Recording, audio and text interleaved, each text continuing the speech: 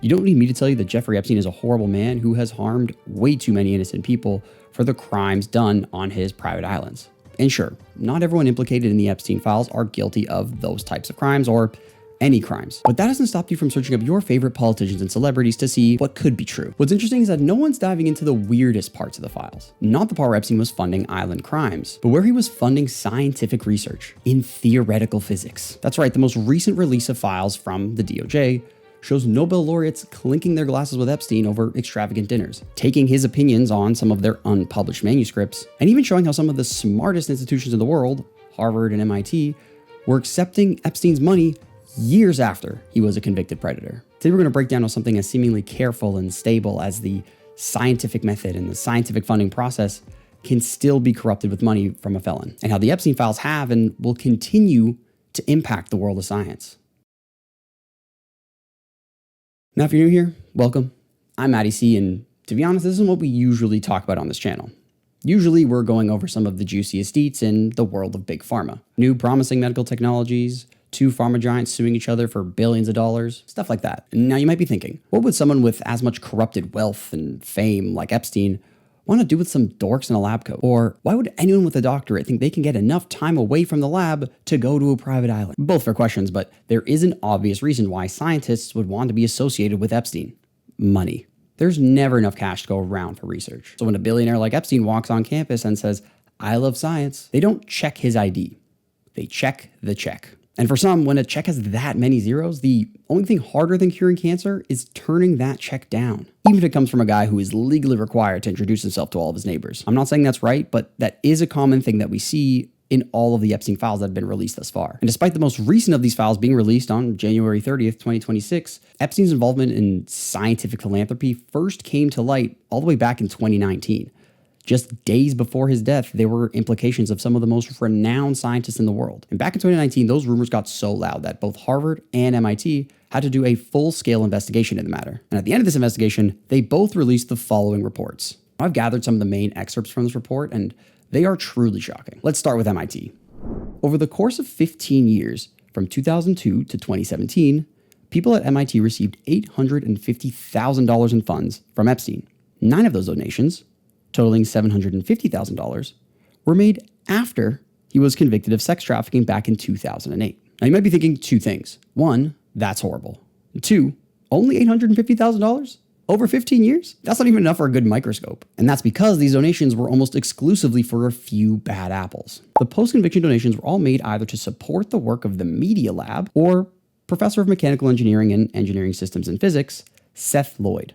And these donations were driven either by the former Media Lab director, Joy Ito, or Professor Lloyd himself, not by MIT's central administration. Obviously, Professor Seth Lloyd loved this because these funds were going to accelerate his research. Outside of the $60,000 that he put directly into his own bank account, MIT reports that Professor Dingus even purposely failed to inform MIT that Epstein, a convicted sex offender at the time, was the source of the donations. And what's even worse is that in 2017, Professor Lloyd even solicited $125,000 on his hands and knees, begging Epstein to give him more money. Holy shit, that's stupid. But apparently, stupidity was easy to get away with back then because even some senior team members of the board at MIT approved Epstein's donations to support Ito and the Media Lab. And apparently, these members of the senior team were aware that Epstein had a criminal record involving sexual offenses. It's one thing for a single professor to try and pull a fast one on the university, but having vice presidents blindly accept Epstein's money when it's their job to vet that the funding sources that they are receiving are from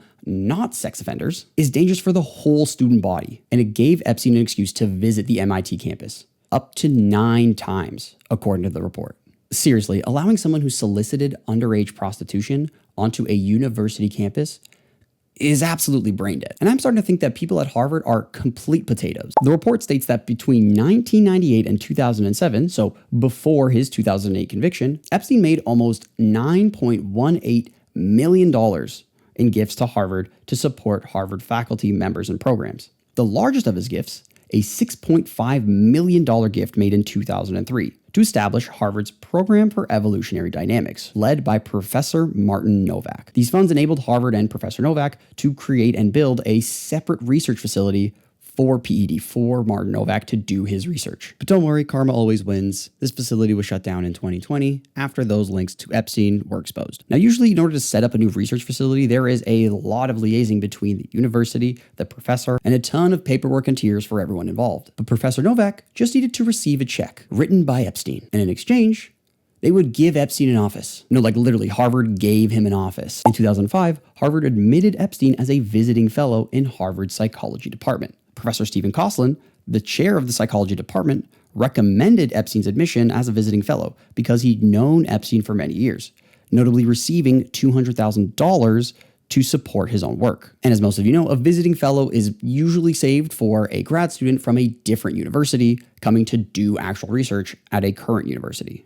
And obviously, Epstein lacked the academic qualifications that visiting fellows typically possess. Now, you might jump to Harvard's defense here for a second. They couldn't have possibly known that all of these years before his conviction, before his arrest, that Epstein was hosting these criminal sex extravaganzas on his private island. And Harvard would like to point out very clearly on this report that they had not received any money from him after his conviction in 2008. But they still didn't take away his key card. After his release, Epstein continued to regularly visit Harvard's program for evolutionary dynamics. It is likely that he visited these offices more than 40 times between 2010 and 2018.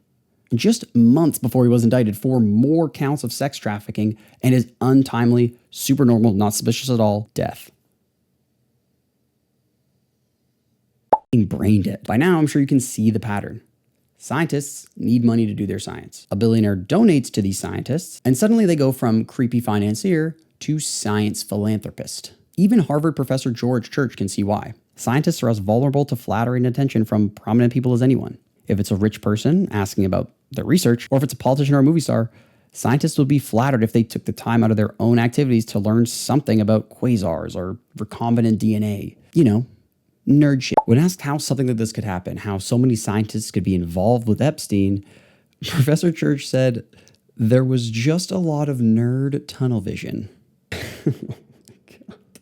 I guess I can see where he's coming from. There's a certain level of starstruck you get when you know that this billionaire hangs out with former and current presidents. This is amplified when you know that star can help fund your new research facility. And to be clear, neither George Church or anyone mentioned up until this point were implicated on any of the crimes that were taking place on Epstein's island. It was only receiving funding and bribes. Oh, and accepting extravagant group dinners where all these top scientists would get together and talk about their science things while Epstein sat in a corner and watched. A nerd cuck, if you will. Church says, Epstein didn't leave much of an impression on me. Normally, expectations are quite low for people who listen in on meetings far outside of their field of expertise. Which I'm paraphrasing here, but this is basically Church's sick burn that's calling Epstein both stupid and a succubus who was only around scientists so that he could flex with other people that he was associated with smart scientists. As much as scientists were using Epstein for his physical currency, Epstein was using scientists for their intellectual currency. And before we move on, I just want to make it really clear that Professor George Church genuinely seems like a good guy. He's apologized profusely, and he has been a champion of ethics. He's even invited a philosopher to work in his lab to flag bioethics issues in their experiments, which, in case you didn't know, that is not normal. No profs do that. So shame on you, but also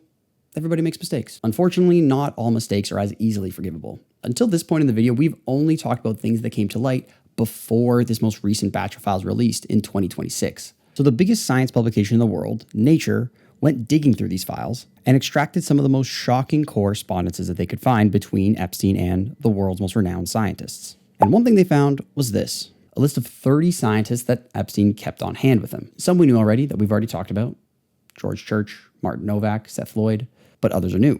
For example, theoretical physicist Lawrence Krauss received $250,000 from Epstein for his science outreach program, then got kicked out of Arizona State in Tempe for allegations of sexual misconduct in 2018. After responding to a local newspaper's questions about the allegations, Krauss texted Epstein, where Epstein is absolutely furious, saying things like, "Are you fucking kidding me? I thought we agreed no comment." I don't know about you, but when someone who is just accused of sexual misconduct agrees on hushing up with someone who was convicted for severe sexual misconduct, it seems pretty damning. But it gets weirder. Remember how we thought Epstein was a nerd cuck and just wanted to sit and listen to scientists talk about science? Well, it turns out he was actually affecting some of the science that was happening. In 2010, when Epstein's $6.5 million friend, Martin Nowak, had a paper accepted to Nature, Nowak shared the page proofs with Epstein before it was published. And Epstein then shared his advice for dealing with criticisms of the paper. Yes, the man who barely passed high school science is going to give his thoughts on a manuscript in Nature. Epstein says, "I would caution that the arguments for your paper should be dealt with as mathematics, not politics, ad hominem attacks, and rebuttals." It is very dangerous. Very. Now, although I hate how Epstein is trying to directly interfere with the science that he's funding, I can't deny that he is objectively nicer and more helpful than a lot of my reviewer twos. But it's this last example that is by far the worst one for me, because it combines both the gross sexual misconduct and interfering with the scientific process. In 2013, Nathan Wolfe, then a virologist at Stanford University in California, proposed that Epstein fund a sexual behavior study of undergraduate students to see if certain vaginal and penile microorganisms might drive increased sexual activity. The name for this theory? The horny virus hypothesis. Here's the full extent of this vile email. Wolfe writes, "Here's a new shot on our horny virus hypothesis. Together with a colleague at the University of Michigan, we came up with a real-time study in undergrads directly linking sexual behavior and microbial diversity that I think you'll be into. Of course, happy to chat with you about anything, anytime. But I think we should move towards a go, no-go regarding your funding on this hypothesis." Now again, like Church, Wolfe was very apologetic and deeply regrets his association with Epstein, specifically in not recognizing at the time how inappropriate Epstein's framing was. Oh, really? You don't think sending a 250-word abstract for a study about horny undergrads to a convicted sex offender was a good idea? Seriously, look at this thing. It is a legitimate abstract about the microbiome of a pee-pee. Sir, you have had way too long to think about this. That nerd tunnel vision, man, I swear to God. But it's cases like Professor Wolfe's and Nowak's that terrifies me the most. This evil, corrupted funding source is so close to the actual research that is being done. For example, if a powerful billionaire doesn't like your hypothesis, you might feel pressured to change that hypothesis or change the way that hypothesis is tested. Tell the story that fits his narrative. When it comes from an expert in that field, it's okay to have that type of criticism, to think about the topic, think about the hypothesis in that way. But in this case, it came from someone who has a history of pushing eugenics. Not the same thing. I think we've learned a lot through this. We've learned that scientists and some of the biggest scientific institutions are still very corruptible by money, even with all of their combined brilliance. We are reminded that science doesn't happen in a vacuum. It happens in an economy.